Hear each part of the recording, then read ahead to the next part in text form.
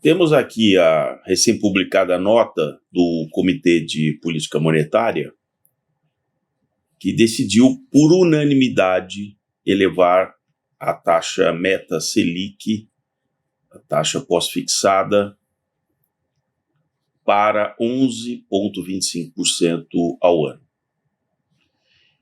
Então já foi um sinal o fato de ser unânime. Agora chama a atenção de que eles não estabeleceram um valor para a última reunião do ano de 2024, que será realizada ali em meados de dezembro. E eu, pessoalmente, esperava que eles anunciassem que elevariam a taxa novamente nessa mesma magnitude, como eles costumam dizer, em 50 bases, elevando finalmente para 11,75, que é o que de fato eu acredito que vai acontecer. Mas eles não anteciparam isso. Isso tem um lado um tanto quanto negativo, porque já a partir de amanhã, nos contratos do DI futuro, para vencimento em janeiro, por exemplo, eles já vão embutir uma incerteza maior, porque se ele não diz se ele vai aumentar ou não vai aumentar, ele diz apenas que essa decisão, o ritmo dos ajustes futuros na taxa de juros e a magnitude total do ajuste de aperto serão ditados pelo firme compromisso de convergência da inflação à meta, dependendo da evolução da dinâmica da inflação, em especial dos componentes mais sensíveis à atividade econômica e à política monetária, das projeções de inflação, das expectativas de inflação, do hiato do produto do balanço e do balanço de riscos. Ou seja, eles deixaram totalmente em aberto. Então, isso vai dar margem. E eu, se eu estiver na ponta ali operando isso, eu vou puxar para cima. Eu vou continuar operando taxas mais longas em 13%, como a gente tem visto aí nos últimos dias. Que termina o ano pelo menos em 11,75, eu creio que está dado. Agora, isso vai dar uma certa comichão.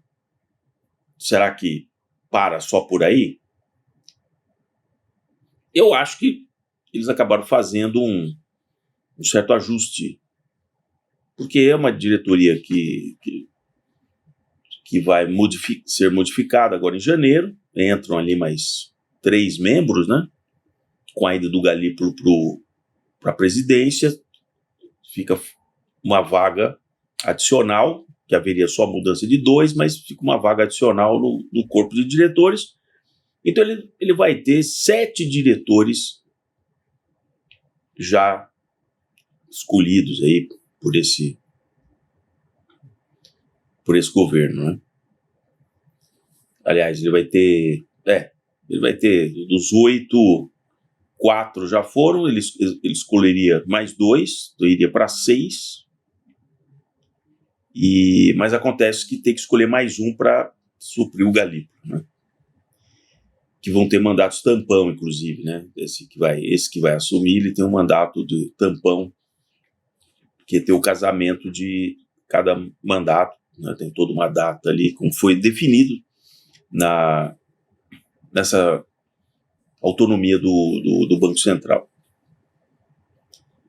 E aí vai restar a grande dúvida na primeira reunião do ano que vem do Conselho Monetário Nacional, se vão ou não elevar a meta de inflação. Porque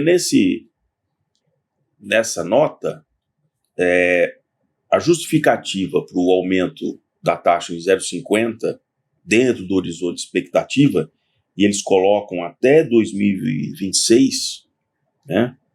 Eles colocam, por exemplo, o horizonte de observação é até o segundo trimestre de 2026. E mesmo no segundo trimestre de 2026, nesse horizonte de relevante de política monetária, situa-se a inflação em 3,6 no cenário de referência deles. Então, 3,6 no segundo trimestre de 2026 está muito acima da meta, que é 3. Então, e como eles colocam aqui também, que eles vão, como há uma desancoragem da expectativa de inflação por um período mais prolongado, o que demanda uma política monetária mais contracionista. Então, isso significaria, resumidamente aqui, de que o juro continuaria alto durante 2025 inteiro, até que surtisse efeito no início de 2026 e aí eles começariam a reduzir. Isso não vai acontecer.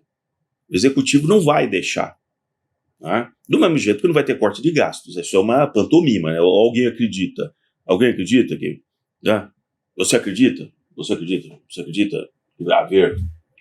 Não acredita. É só uma pantomima. Né? Aliás, historicamente, governos clássicos, assim, populistas, eles apertam no início do governo, primeiro ano, muito forte, ajustes, cortes, uma série de coisas. No segundo também continuam. E a partir do terceiro ano, já mirando a reeleição, eles começam a soltar, e no quarto ano eles gastam tudo que tinha direito, aquela coisa toda, né? A alegria da companheirada. Né? Não foi isso que aconteceu, porque eles abriram o cofre desde o início de 2023 com aquele cheque que eles tiveram para ficar acima do arcabouço, 160 bilhões. E veja que interessante, eles haviam se comprometido depois de chegar no déficit zero e depois ter superávit, coisa que não vai acontecer. E é interessante que passados 2 anos, à medida que a realidade se impôs, o que eles vão fazer agora? Eles vão acabar com a regra que eles submeteram, que pediram um adicional acima do arcabouço, mas agora, como a realidade se impôs e ele teria que se enquadrar na regra, a regra não vale mais. Então é o tipo da cabeça que, assim, ele só concorda com você, ele só aceita que ele vai seguir as regras enquanto é conveniente para ele. Enquanto ele teve aquele cheque acima do arcabouço, ele se comportou e disse, não, estou valendo o arcabouço. Como não tem mais esse cheque acima, nessa magnitude, e agora ele tem que se enquadrar, que já era o compromisso lá de 2 anos atrás, uma vez que o arcabouço já estava valendo desde o governo Temer, aí não. Então, se a regra me prejudica, eu mudo a regra. Simples assim. Simples assim. Por isso que não vai ter corte de gastos. Vai ter retirada de itens ali do que seria do orçamento para fazer uma matemática e dizer que eu cumpri. Olha, você pode escrever no papel o que você quiser. Eu vou estar sempre olhando, e o mercado, né? Aí você não vem me acusar lá na Faria Lima de que a gente está de má vontade. Não. Eu vou olhar sempre onde a dívida vai bater. Qual é a dívida? E vocês viram esses dias? É só você ir lá no Tesouro Direto, você vê por quanto você compra pré-fixado e compra IPCA praticamente a 7. Né? Não sou obrigado. Eu comento com vocês. Não sou obrigado a comprar título público. Né? Eu posso comprar título americano. Né? E aí nós tivemos aí o segundo martelo aí. Vejam que a diferença entre ontem, rolando a eleição americana, e hoje,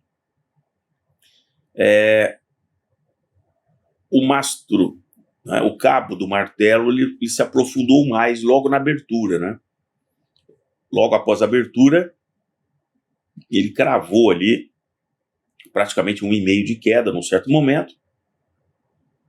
E aí o câmbio também teve um pequeno overshoot. Depois ele se acomodou, mas ele está testando voltar ali para o meio do canal de baixa. E isso foi um efeito efêmero do resultado da eleição americana, como se realmente diretamente uma coisa tivesse ligada à outra. São só teorias, né? Não, porque vai prejudicar isso, por exemplo. A imprensa, ardilosamente, ela ficava batendo no Trump, fascista, nazista, não sei o que, tal. Agora ela tem que mudar a fita. Então agora ela tem que mudar o seguinte: ele vai prejudicar o Brasil. O Brasil vai passar mal com isso. Mas é só você É só você avisar o Celso Amorim para ele parar de falar merda, tá certo? Era só isso que a gente precisava, né? Não precisa se preocupar com o Trump. Aliás, o Brasil para ele é relevante, tá certo? A menos que você atravesse, né, os interesses, né, geopolíticos americanos pelo mundo, né? Aliás, eu vou fazer um vídeo lá no Modernidade e Ciência, a COP30 tá morta, né? No ano que vem, COP30 tá morta, né? Porque o Trump vai retomar aquela agenda, né, cagando na cabeça de todos esses ambientalistas, esse pessoal chiliquento, esses cientistas ONGs, essa coisa toda e tal, tá certo? Então, isso aí tá morto, né? Então, o que você tem que fazer é não ficar enchendo o saco dos americanos em outros deles. Agora, o Brasil tá cagado por si. Não precisa do Trump dar uma empurradinha final, assim, eu vou dar uma empurradinha no Brasil. Não vai, né? E a gente vai, de novo, ficar daquele outro lado da história, né? Porque o Milei vai realmente capitanear muito mais investimento e uma sinergia com os americanos. Está dado, né? Diga-me quem com andas que te direi quem és, tá certo?